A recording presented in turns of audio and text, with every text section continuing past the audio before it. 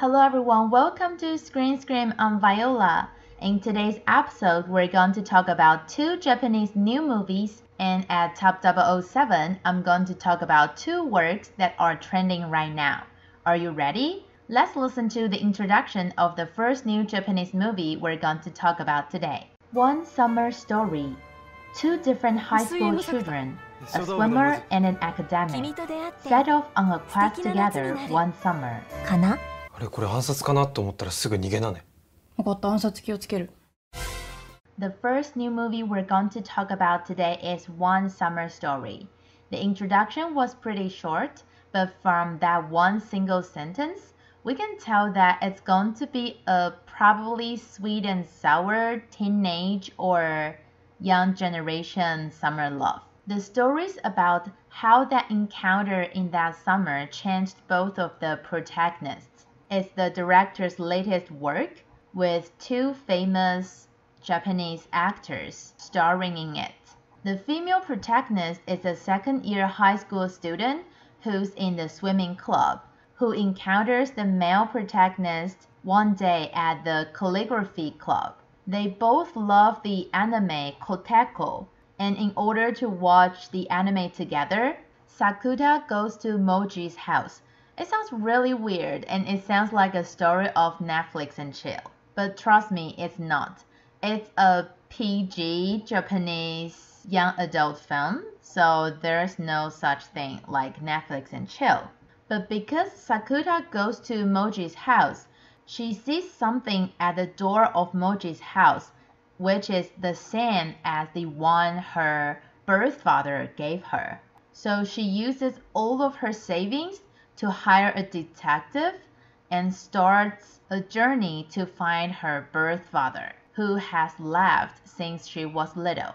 Basically, she lies to her parents that she's gone to the training of the swimming team, but instead she goes to a therapy institution next to the beach, at where her birth father is. Although she's not so good at interact with her birth father, who's a little bit weird, she still spends her summer vacation with her birth father at the beach town. So you can imagine seeing a lot of things related to summer or summer vacation in One Summer Story. There's beach, there's chill music, and I don't know why, but I see superpower in the introduction. That would be interesting. And of course, there's first love. So the summer vacation in One Summer Story is precious for everyone in the movie. But whether this summer is a tragedy or a journey of growth is what we need to find out at the movie theater. So if you like Japanese movie or you like young adult movies, One Summer Story would be a good choice for you this weekend. And now let's listen to the second new movie we're going to talk about today. It's also a Japanese movie, but it's a little bit sad. The Last 10 Years. 20-year-old Matsuri Takabayashi learns that she only has 10 years to live due to an incurable disease. She decides to not dwell on her life and not to fall in love. But she meets Kazuto Manabe at a school reunion. Oh, it also sounds like a movie about young love. But it's not a sweet sour first love. Well, it might still be a first love, but it's a sad story. Actually, from the name of the movie, The Last 10 Years, we can guess more or less it's going to be sad. But what's so special about this movie is that it's adapted from a true story. So the movie is based on the novel of the same name. Since it's a love novel, and it's a novel based on true story, and it's sad, the interaction and emotion between the two protagonists are even more important, and they're going to be the key of whether this movie can move the audience. According to people who have seen it, this is really tale-driven. The actress thinks that the most difficult part of playing in this movie is that because it takes a whole year to shoot this movie, she still needs to take other cases in between.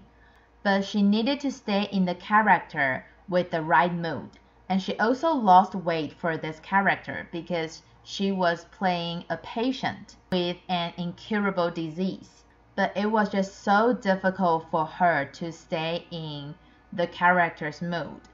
Family members of the author of the novel said that they really like the actress and they feel like she really lives their daughter's life once again in the movie.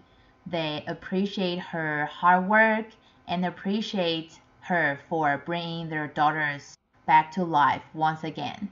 And even the actress herself says that she's really grateful for this experience filming this movie, and she will keep this experience in her mind forever, at least in her life. That's what she said. So I would say, again, if you like Japanese movie, or you just feel that you really need a good cry these days, the last 10 years might be a good choice for you this weekend. But remember to bring some tissues with you because you're gonna cry. I think for somebody who's 20 years old, to imagine you only have 10 years left is really difficult. But at least it's better than other incurable disease that when you know the doctor will tell you you only have 1 year or you only have 6 months, you only have 3 months to live. And I think a good 10 years can be planned well.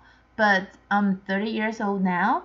If you tell me I only have 10 more years to live, I would say I want to get married first. I'm not a person who thinks you need to get married in your life. But if I only have 10 years to live and I have somebody to be married to, I would like to have that experience before I die. And as for the others, I would probably just do whatever I like, but it's still really difficult to imagine if you only have 10 years left to live. Before we move on to Top 007, let's review what we had from last week first. There were 2 top 3s, Downton Abbey A New Era and Fantastic Beasts The Secrets of Dumbledore. Top 2 was Top Gun Maverick, and Top 1 Doctor Strange in the Multiverse of Madness. We have some new faces on the chart this week, so let's check out. Top 6, The Bad Guys. We're the bad guys. It's crime time, baby. Shark. The Roundup. 반장님, 진실의 방으로. 여기를? Top 5, Downton Abbey A New Era. Do I look as if I'd turned down a villa? Man.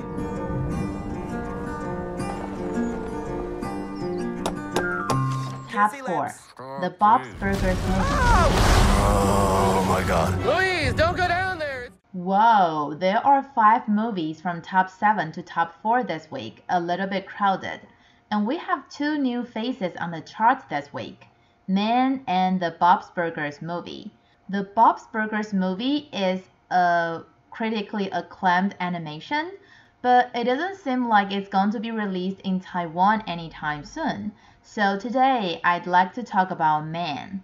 It's an R-rated dramatic horror sci-fi, so obviously it's something I don't dare to watch. But even though it's a horror sci-fi, it actually talks about the interaction between men and women, about men's power, including how they could have done in a relationship or in society. Therefore, there are a lot of weird men in the movies, and they're all starred by one actor, the senior British actor Rory Kinnear from the James Bond series. He played 10 characters in the movie. That's awesome. Some of the characters pose obvious threats to the protagonist, but some others look very friendly. But they all present different aspects of men belittling women, looking down on women, and resenting women. So the director actually wants to reflect the modern gender issue through this horror. Even the leading actress Jessie Buckley herself sees this movie as a part of the modern debate between men and women that we're experiencing right now, just like many political and social issues happened past years. This movie is worth pondering about. But actually, the movie can't give us answer for these phenomena and problems. Buckley thinks that the movie Man challenges these incidents, but the answer is still out there waiting for us to find out. And now it's time for top 3 to top 1. Top 3. Everything Everywhere All at Once. What's happening? I'm not your husband. Top 2. Doctor Strange in the Multiverse of Madness. I sacrificed everything. And it meant nothing. Top 1. Top Gun, Maverick. Captain Pete Maverick Mitchell. Let me be perfectly blunt. You are not my first choice. Hooray! Top Gun Maverick was top 1 this week. And I just realized that the last 2 movies we talked about were so sad. So now let's talk about something exciting.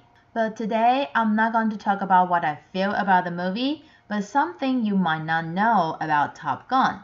No matter you've seen it or you haven't, you probably hear a lot of people say that Top Gun Maverick pays tribute to the first episode a lot. Yes, indeed.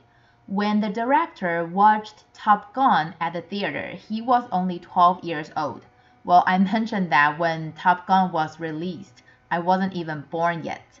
But the director was inspired by all the weapons and equipment in the movies and all the advanced fighter jets in the movie. He majored in aerospace and mechanics in Stanford when he was in college.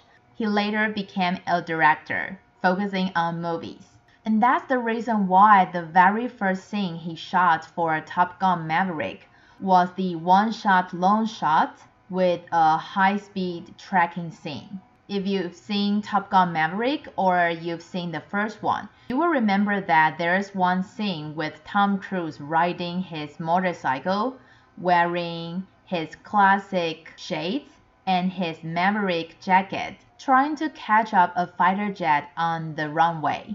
I either almost cried or I already cried when I saw this scene. It's just so nostalgic and so good. The director even mimicked how Tony Scott constructed that scene with filters to layer the light and reduce it and all the natural lighting. That's exactly the reason why when Tony Scott released Top Gun, people thought that scene was like shooting music video. It's just that good. But Top Gun Maverick not only presents how the director loves the previous one, but also captures Tom Cruise's love for flying. For Tom Cruise, flying is a beautiful and serious experience. That's the reason why he asked all the actors to receive strict flying trainings. And the crew even trained the fighter jet pilots from the US Navy to shoot films. During the actual shooting, they pair up the pilots and the actors to finish the most difficult and most complicated flying shots. So Top Gun Maverick not only shows Maverick's love for flying through the scenes and visual elements, but also captures Tom Cruise's passion towards flying. And that's all the time we have for today. Hope you like this show and the 4 movies I introduced today. And remember to tune in same time next week. I'm looking forward to seeing you again in the air. I'm Viola. See you next week.